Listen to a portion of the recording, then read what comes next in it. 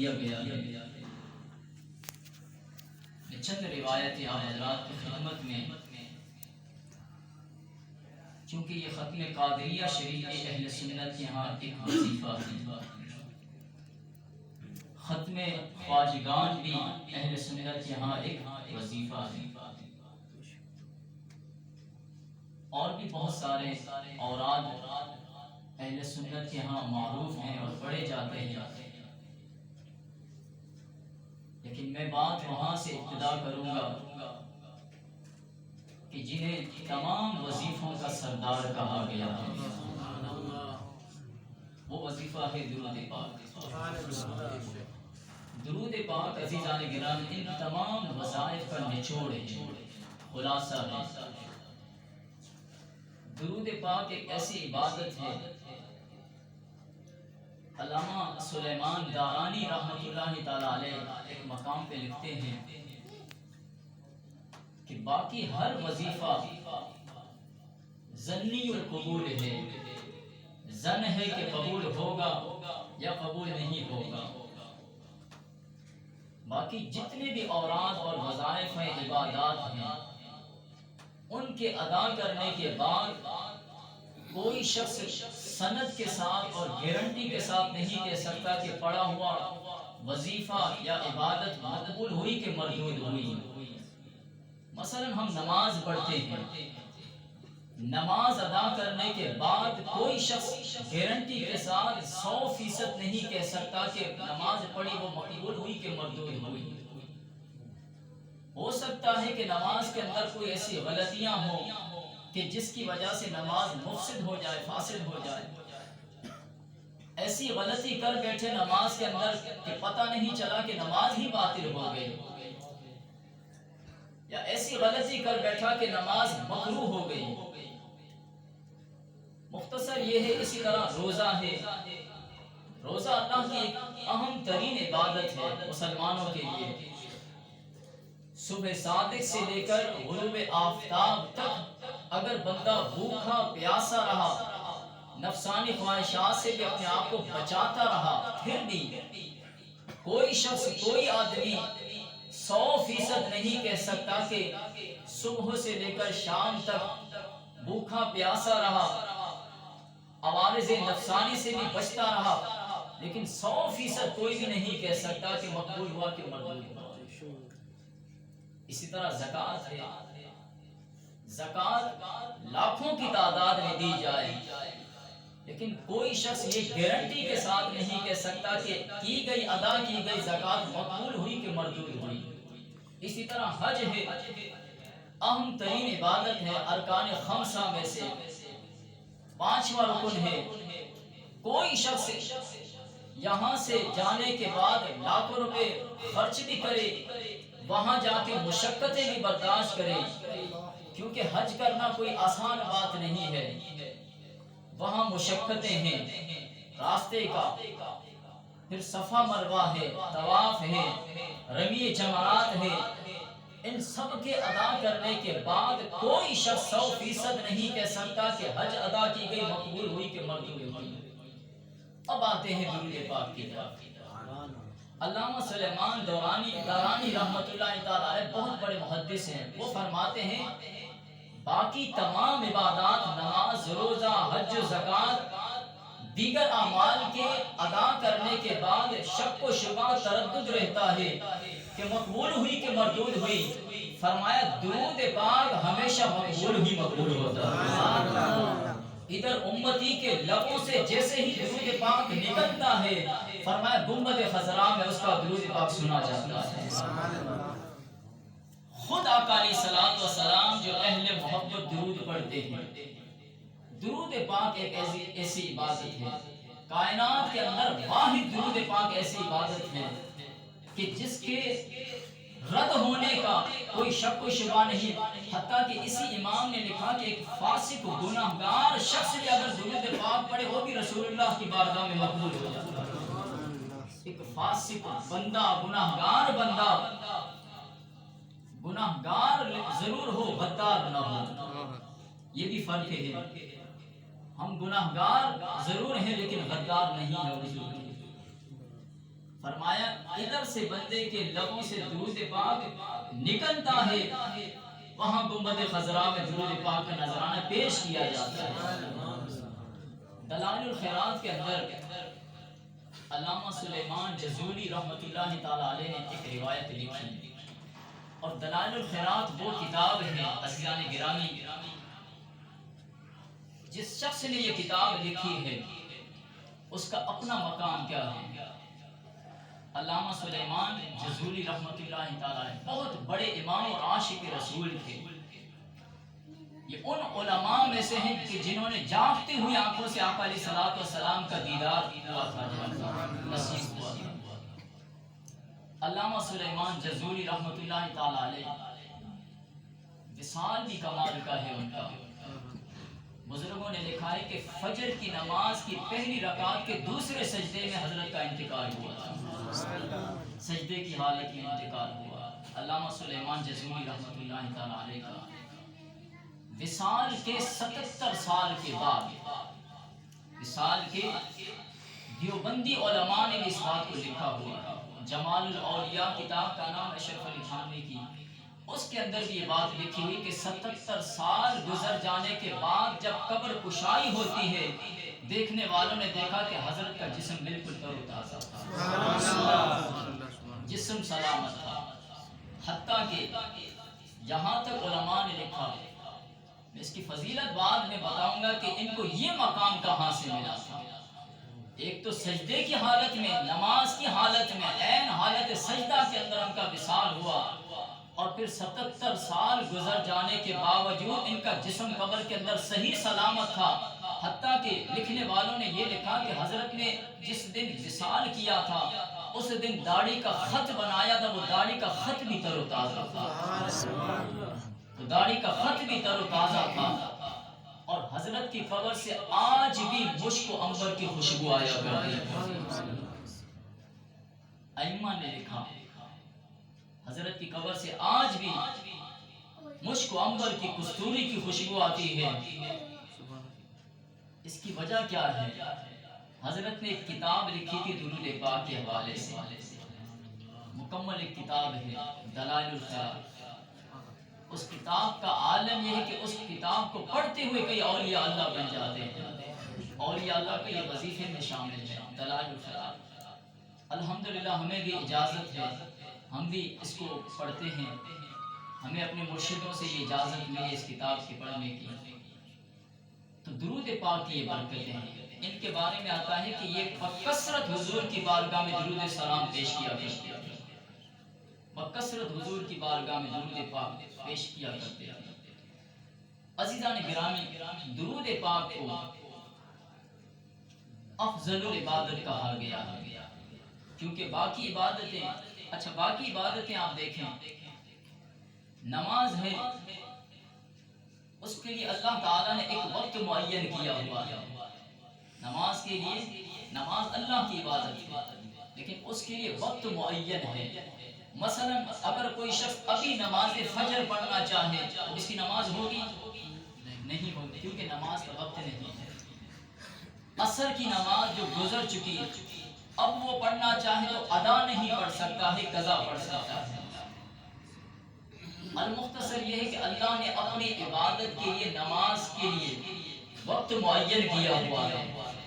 اسی طرح روزہ ہے، فرض روزہ، اس کے لیے ایک الگ مہینہ مختص کر دیا، رمضان المبارک کا۔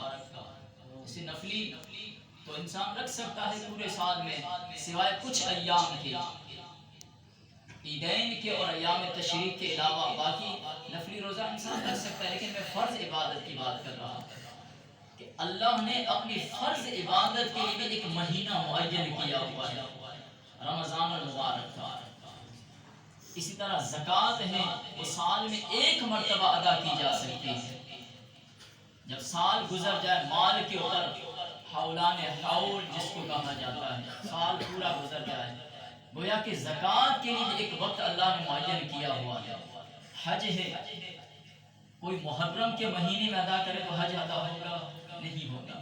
اللہ نے اپنے حج کی جیسی عبادت کے لیے بھی وقت معین کیا ہوا ہے۔ اب آئیے درود پاک کی طرف۔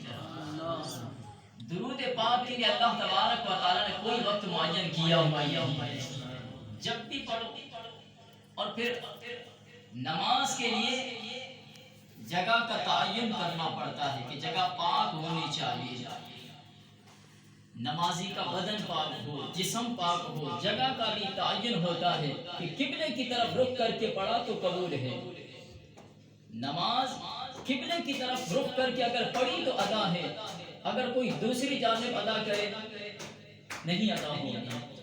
گویا کہ اللہ تبارک و تعالی نے نماز کے لیے وقت بھی معین کیا ہوا ہے، جگہ کا بھی تعین ہے، لیکن درود پاک کے لیے نہ وقت معین ہے نہ جگہ، جہاں پڑھو جب پڑھو اللہ کی بارگاہ میں مقبول ہو جاتا ہے۔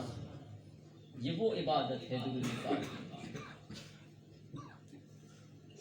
نہ وقت کی قید ہے، نہ مہینے کی قید ہے، نہ جگہ کا کوئی تعین ہے، بس مقصود یہ ہے کہ امتی جہاں کہیں بیٹھ کے پڑھے اہل محبت کے ساتھ، اور جو محبت کے ساتھ حضور کی بارگاہ میں درود پاک پڑھتا ہے، حضور نے فرمایا اسمعوا صلاۃ اہل محبتی واعرفهم، فرمایا میں اہل محبت کا درود خود سنتا بھی ہوں، اس کو پہچانتا بھی ہوں۔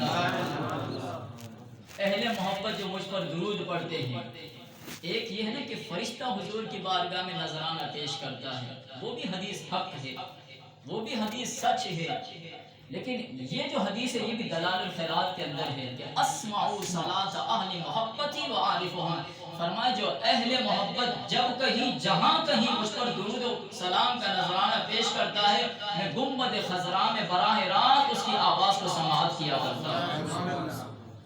بہت ساری باتیں ہیں، اسی اگر درود پاک کی ہی موضوع کو اگر لیا جائے اس پر گھنٹوں تقریریں ہو سکتی ہیں۔ فضل تعالیٰ ہم تو جمعہ اس پر پڑھاتے ہیں، اس موضوع کے اوپر۔ میں چند احادیث مبارک آپ حضرات کی خدمت میں عرض کروں گا۔ پھر ایک بات مجھے ذہن کے اندر آئی،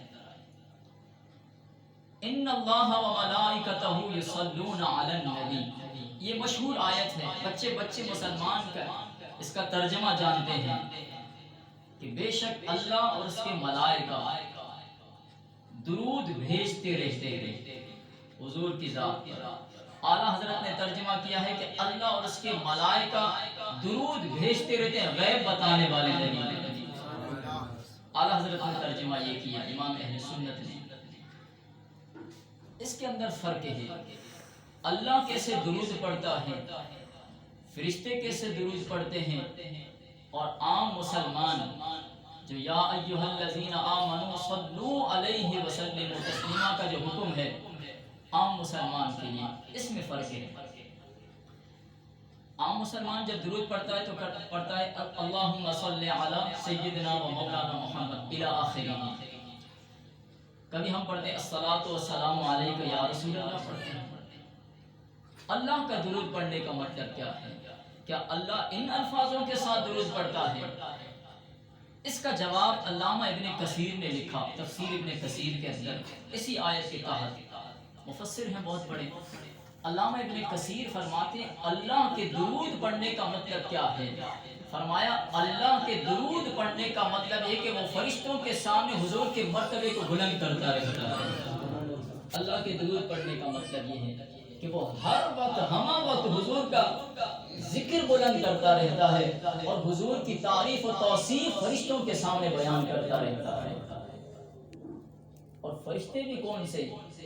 فرشتوں کے بھی درجات ہیں، گریٹ ہیں فرشتوں کے بھی۔ ایک یہ فرشتے ہیں کرام کاتبین، ایک وہ فرشتے ہیں جو منکر نکیر ہیں۔